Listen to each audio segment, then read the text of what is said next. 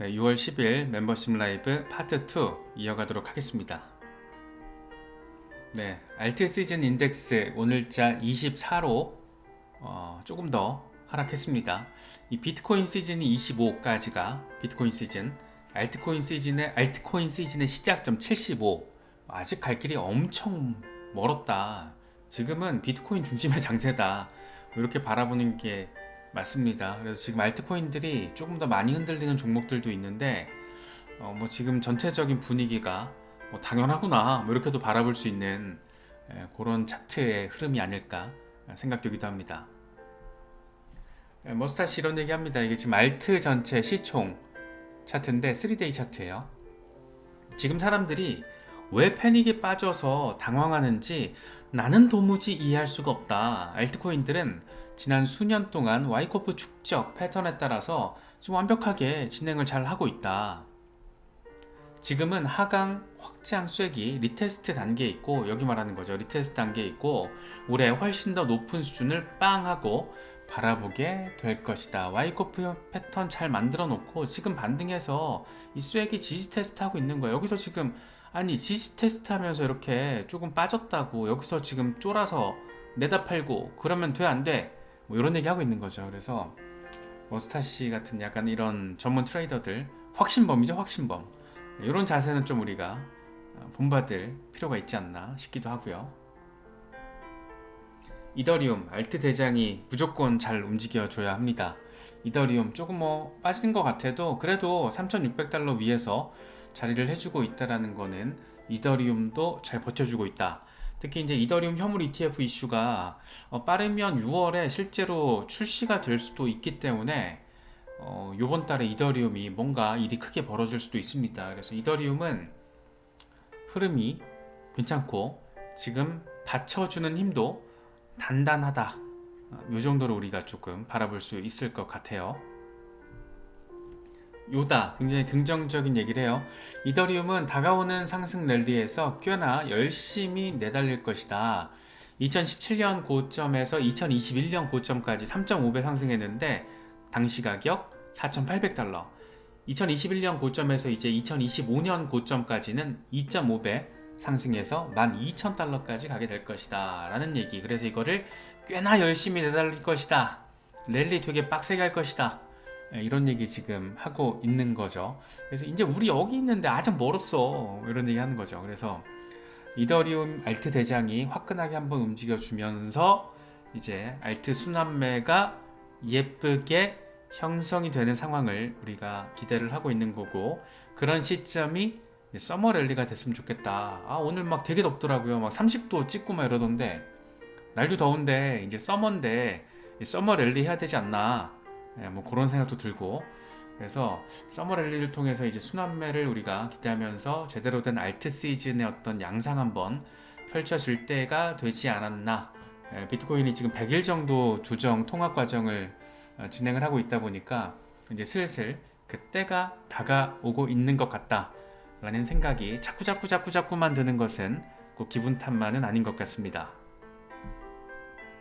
알리, 이거는 글래스노드 데이터고, 이더리움을 지금 10,000개 이상 가지고 있는 주소수가 3주 동안 3% 증가했다라는 거예요.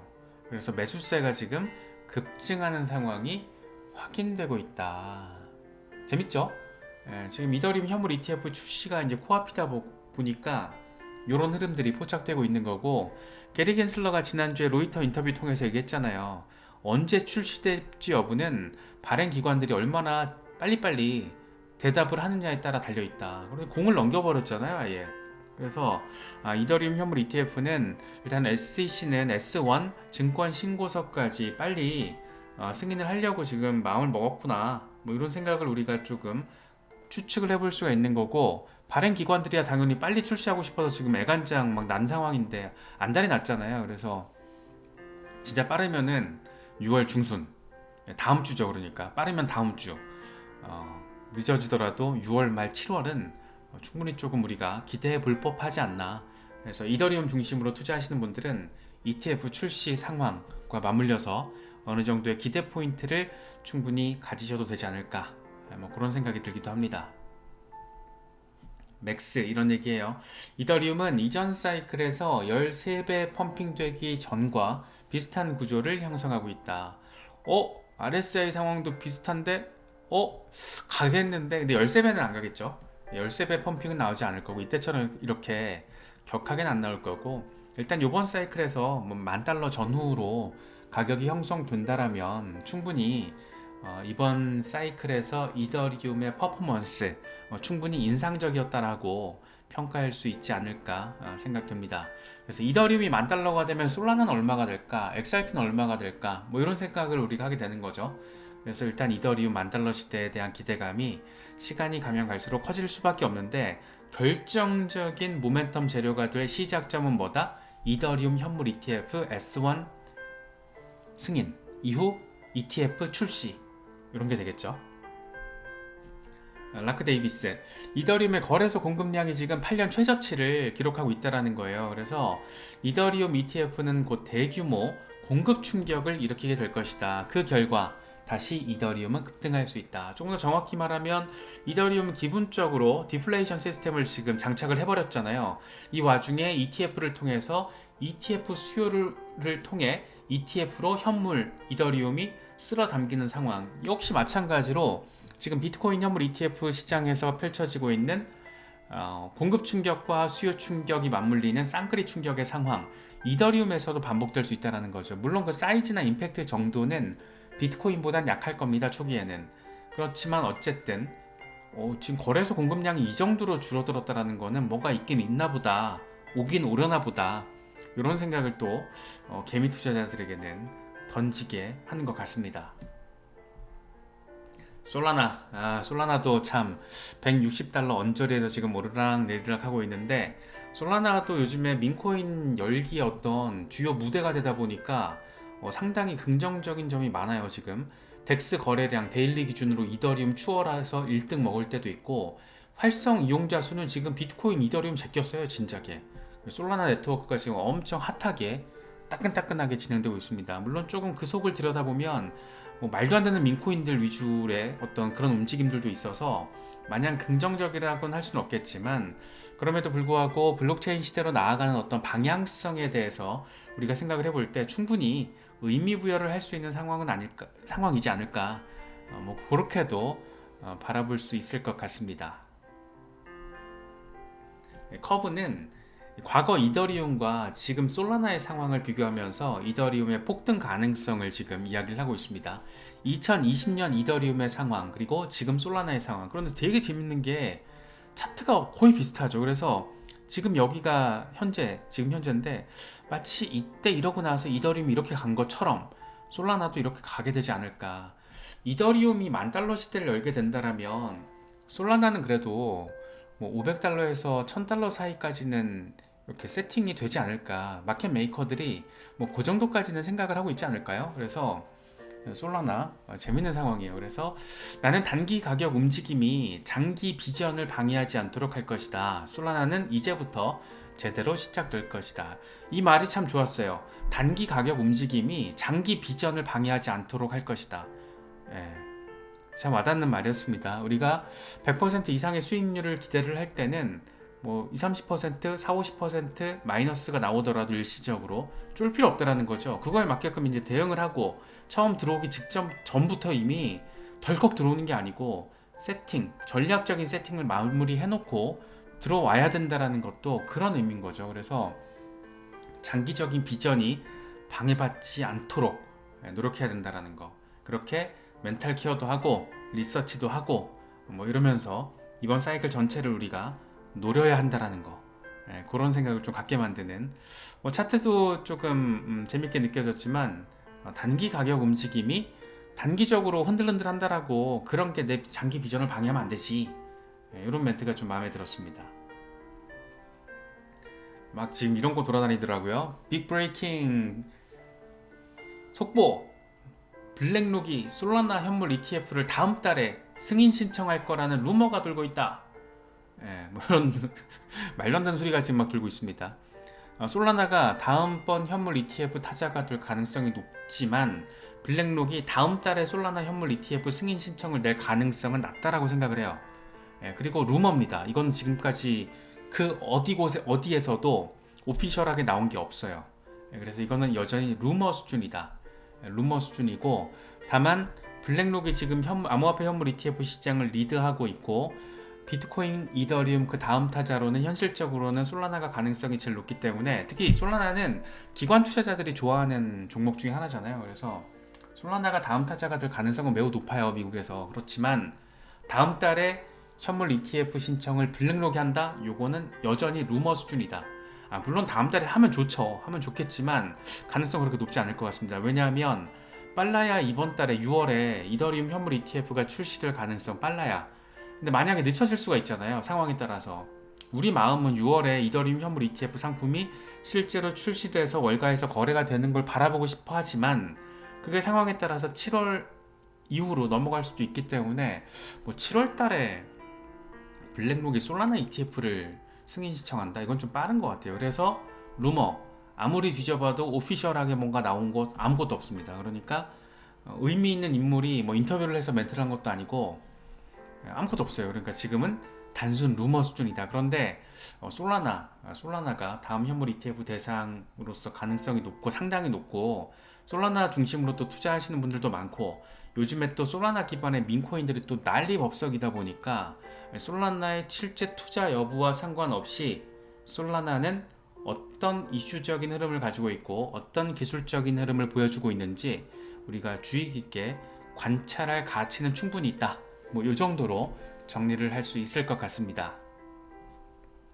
우리 XRP 0.5달러 아래에 지금 자리하고 있습니다. 깜짝깜짝 놀래요 진짜. 저는 이렇게 XRP가 설마 0.5달러 밑으로 다시 내려가지 않겠지라는 생각을 하면은 이렇게 내려가 있는 거죠. 그래서 깜짝깜짝 놀랍니다. 0.5달러까지 지금 내주고 어렵다 진짜 이런 생각이 좀 드는데, 그럼에도 불구하고 여전히 전체 시총 랭킹 7위에 이름을 올리고 있습니다. 그럼에도 불구하고 여러가지 긍정적인 전망은 잇따르고 있습니다. 크립토 로버 XRP 주간 차트예요. 주간 차트에서 지금 대칭 삼각 패턴이 워낙 예쁘게 형성되고 있잖아요. 그래서 이런 얘기를 합니다. XRP는 지난 5년 동안 통합되었다. 5년. 진짜 길기도 길었다. 5년 동안 통합이 되었다. 그래서 뭔가 한번 나오면 세게 나올 것 같은데, 한번 뭐가 나올지 한번 밀어 올리는 그 재료가 등장을 해줘야 되는데, 소송 이슈가 되겠죠. 아니면 XRP 현물 ETF 이슈 뭐 이런 건데, 아직 좀 시간이 조금 더 필요하다는 점에서 꼭지점까지 가려면 아직 몇 주 더 움직여줘야 된다. 그러니까 우리가 넉넉하게 한 두어 달 정도는 더 법원이 어떤 이야기를 제시할지 좀 기다려야 한다. 그래서 이런 숫자에 단기적인 가격 흐름이 장기적인 내 비전을 방해하지 않게끔 우리가 좀 신경을 써야겠죠. XRP 캡틴, 이거는 먼슬리 차트예요. 월간 차트인데 인생을 바꾸는 XRP 강세장이 생각보다 가까워졌다. 오직 다이아몬드 핸드만 보상을 받을 수 있을 것이다. 이렇게 얘기를 합니다. 과거에 900%, 8000%, 2000%, 1000% 삼각형이 예쁘게 완성될 때마다, 그럴 때마다 800, 8000, 2000, 1000 이번엔 어떻게 될까? 월간 차트는 거의 다 왔거든요. 지금 이건 어떻게 될 것인가? 이런 기대감을 상당히 많이 안겨주고 있고, 이런 분석 우리가 사실 몇 번에 걸쳐서 다 짚어봤습니다. 월간 차트의 지금 이런 흐름은. 그래서 이게 지금 똑같은 이 상황을 놓고 에모닉스가 이제 이런 얘기를 하는 거죠. 2017년부터 대칭상하 패턴의 움직임이 지금 형성이 돼 있고 큰 폭발이 곧 다가온다. 2017년 6만 1000% 랠리를 했었는데 비슷한 돌파가 발생해서 6만 1000% 랠리하면 320달러도 가능한데 과연 가능할까? 뭐 이런 얘기 하는 거죠. 저항선 돌파 위해서 일단 41% 폭등이 필요한데 2017년에 XRP는 한 달 만에 41% 급등을 한 적도 있다. 이번에도 반복이 될 것인가? 그러니까 차트는 사실 너무 예뻐요. 그래서 차트에 어떤 흐름이 좋다 보니까, 특히 이슈적으로도 기대 포인트들이 있다 보니까 이런 좀 긍정적인 얘기들이 지금 많이 나오고 있는 거죠. 진짜 동의합니다. XRP가 뭐 300달러는 말이 안 되는 가격이고, 일단 지금 현재 2024년 현재 300달러 XRP 간다 말도 안 되는 소리고, 다만 뭐 10달러 언저리 조금 더 욕심내서 한 15달러, 20달러 이 정도는 좀 가능해야 되는 거 아닌가? 예, 뭐 이런 생각이 드는 거죠. 그래서 패턴 자체가 되게 예쁘다라는 걸, 뭐 일간 차트, 주간 차트, 2주 차트도 되게 예뻐요. 월간 차트도 그렇고 3먼스 차트도 그렇고, 기술적인 흐름은 되게 지금 좀 기대감을 남기고 있고, 그렇다 보니까 이런 전폭적인 이야기들이 나오고 있다. XRP 200달러, 300달러 말도 안 됩니다. 올해 2024년 현재 상황에서는 지금 마이크로소프트와 애플, 엔비디아 이 시총을 다 합친 것보다 XRP 리플 시총이 더 커지는 거예요.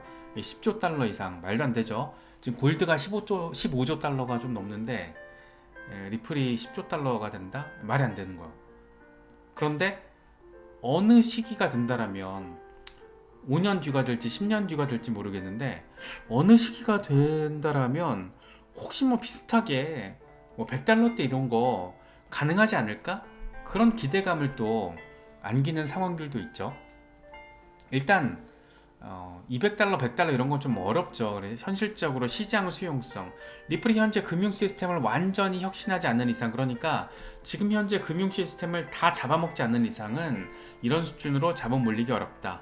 그리고 비트코인, 이더리움, 그리고 여러 등장하는 지금 신생 프로젝트들 경쟁 빡세죠. 각국의 규제 이슈 아직 명확하지 않고, 심지어 미국에서는 규제 이슈로 인해서 지금 소송전을 치르고 있다는 거. 물론 이제 막판이지만, 그래서 여러 가지 지금 상황들을 봤을 때 뭐 당장 올해 내년 막 200달러, 300달러 이런 거는 현실적으로 말이 안 된다. 그럼에도 불구하고 언젠가는 100달러 정도는 될 수 있지 않을까라는 기대감에 대한 언급들도 지금 나오고 있죠. 만약 10조 달러의 1%가 XRP 레저를 통해서 1000억 개 XRP로 흘러 들어가게 된다면 XRP는 개당 100달러가 된다. 조건은 10조 달러, 그리고 XRP 전체 생산량이 1000억 개잖아요. 따라서 10조를 1000억으로 나누면 개당 100달러가 된다라는 이 산술적인 계산인 건데, 그럼 여기서 10조 달러가 뭐냐? 글로벌 전체 파생 상품 시장이 1000조 달러, 여기에 그러니까 1%만 XRP 레저를 통해서 거래가 된다라면 100달러 가능하지 않을까? 1% 가능한 시대 오지 않을까? 이런 얘기 하는 겁니다. 그래서 파생상품 시장 전체의 1%를 XRP 레저가 담당하게 될 때 XRP는 개당 100달러가 가능하다. 하지만 이런 계산은 10조 달러 규모의 거래량이 한꺼번에 XRP 레저에서 처리되는 것을 지금 가정하고 있기 때문에 지금 단계에서는 다소 조금 비현실적이다 라고도 이제 우리가 평가를 할 수 있는 거죠. 이렇게 되면 좋죠. 너무 좋죠. 그런데 현실적으로 물론 글로벌 파생상품 협회에 리플이 이제 가입도 하고 뭐 그런 상황이긴 하지만, 이제 블록체인 금융혁신은 시작 단계인데 전체 시장의 1%를 다 해먹는다라는 게 이게 쉽진 않을 거예요. 거기다가 그 1%의 액수가 10조 달러 10조 달러인데, 근데 뭔가 사실 XRP 레저의 어떤 전체적인 혁신의 속도와 흐름, 앞으로 우리가 한 2, 3년 정도 더 지켜봤을 때 그런 걸 바라보면 이런 숫자도 언젠가는 바라볼 수 있지 않을까. 예를 들면 저는 뭐 100달러가 될지 50달러가 될지 모르겠는데 한 2030년 정도가 되면 상당히 의미 있는 숫자의 가격을 형성하고 있지 않을까, 그런 생각이 들기도 해요. 그래서 XRP 같은 경우에는 뭐 사람마다 생각은 다 다르겠지만 아마 글로벌하게 대부분의 홀더들은 1달러만 넘어서면 많이 던질 거고, 만약이라도 혹시라도 뭐 올해나 내년, 그러니까 이번 사이클에 XRP가 10달러 수준으로 가면 10달러 정도의 어마어마한 매도 물량이 쏟아질 겁니다. 저는 근데 그때도 가지고 있는 거에 한 절반 정도, 30% 이상은 그냥 냅둬 보려고요. 2030년까지 그냥 건드리지 않고 가만히 냅둬 보려고요. 너무 궁금해서 그래요. 너무 궁금해서. 이 리플랩스가 보여주고 있는 기술적인 혁신과 지금 일본 은행의 75%가 XRP 레저에 지금 파트너십을 맺었다라는 리포트가 있더라고요. 이런 게 지금 앞으로 한 6년 정도 지나면 어떻게 될까 궁금한 거예요, 진짜 너무. 그래서 큰 액수는 아니더라도 어느 정도는 끝까지 한번 들고 가는 것도, 그래야지 앞서 2009년에 비트코인 1달러 투자했을 때 2024년에 어떤 일이 벌어지는지 우리가 짚어봤잖아요. 그런 상황들 우리가 조금 한 번쯤은 생각해 볼 수 있지 않나 싶습니다. 그래서 좀 정리를 해보면 이래요. 지금 요즘에 최근 들어서 유독 XRP 폭등 전망이 많이 나오고 있는데, 일단 첫 번째로는 기술적인 흐름이 너무 예쁘다. 뭐 주간 차트, 월간 차트, 뭐 3month 차트 다 예쁘다. 때가 됐다 라는 기대감을 안기는 거고, 리플 소송이 어쩌면 우호적으로, 조금 더 우호적으로, 약식 재판보다 리플의 우호적으로 종료될 수도 있을 거라는 기대감, 그리고 XRP 현물 ETF, 아마도 내년부터는 조금 여론화가 조금 더 가속화가 될 겁니다. 그리고 XRP 레저 기반의 스테이블 코인이 연말에 출시가 될 예정. 이거는 출시될 거예요. XRP 레저 위에서의 스테이블 코인은 리플랩스가 지금 작정하고 달려드는 거라서 올해 연말쯤에는 소송 이슈 잘 그러니까 베스트 시나리오는 그런 거죠. 소송 이슈 긍정적으로 잘 마무리되고, 연말에 스테이블 코인 출시되고, 내년 어느 시점에 미국에서 XRP 현물 ETF 출시 신청되고, 그 전에 사실 홍콩에서 먼저 나와주면 땡큐. 여러 가지 지금 긍정적인 또 상황들이 펼쳐지고 있으니까, 네, XRP 홀더분들 또 많으시니까 이런 상황들 잘 참고하시면 좋을 것 같습니다.